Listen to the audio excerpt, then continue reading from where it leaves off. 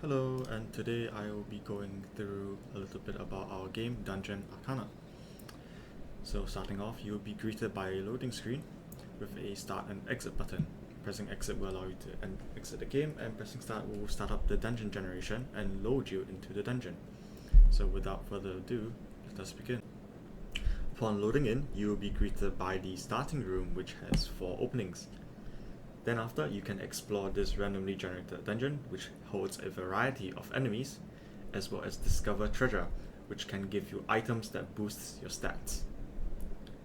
Level up by killing enemies, and become stronger as you progress down the floors, before finally meeting the Slime King, the first boss. Currently, random dungeon generation only features these type of rooms, but in the future we plan to implement a variety of room types to spice up the gameplay and make it more interesting. Currently, there are 4 implemented enemy types. The first enemy is the rat enemy. It features weak basic attacks and a slightly stronger bite attack. These enemies are your most basic and common enemy that you can find in the dungeon. Killing them gives you 30 EXP. They are small and rather weak, so they are easy pickings. Next up, we have the slime enemy. The slime enemy is a little bulkier than the rat enemy, but in return it has lower base attack. However, the slime does have a special skill, the Enrage skill.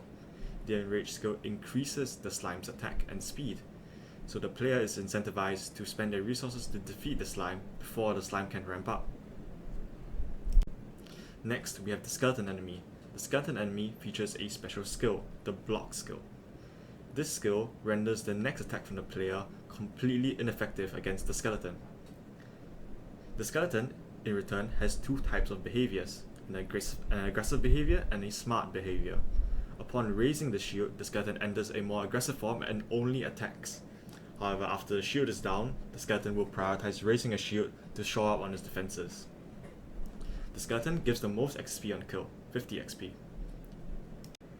Finally, we have the boss enemy, the Slime King enemy.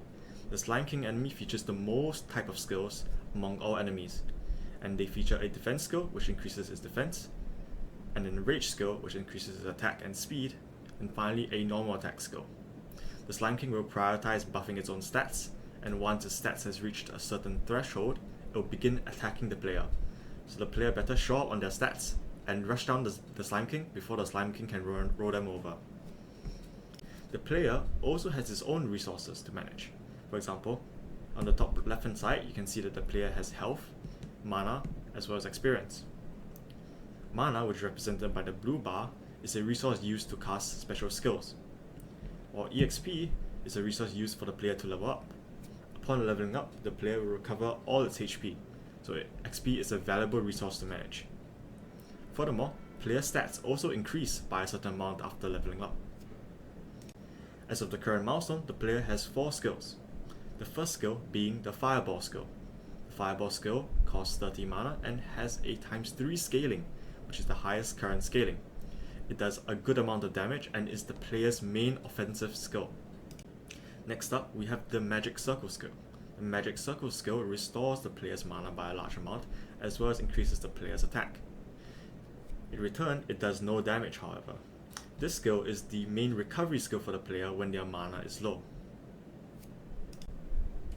Next, we have the Magic Shield skill. This skill blocks the next incoming attack from an enemy. It's considered a defensive skill and is used to block strong attacks from the enemy when the player is anticipating the enemy to attack. And lastly, we have an offensive skill, the Freeze skill. This skill does a little less damage than the Fireball, but in return it debuffs the enemy, slowing them. If the player stacks enough of this debuff, the player could potentially lap the enemy multiple times. So it is also considered a valuable skill to use if the player wishes for more strategic depth. If the player runs out of mana to cast skills, the player can do other things as well. For example, the player could basic attack. This attack is a bit weaker than its skill alternatives, however, it does restore a good amount of mana, which the player can then use to recover their mana using Magic Circle. Alternatively, if the player is low on health and does not wish to fight anymore, they can run instead. However, there is a chance that running could fail and instead waste the player's turn, so do be careful. Sometimes, while exploring the dungeon, you may come across chests. These chests contain valuable items that can enhance player stats and improve player experience.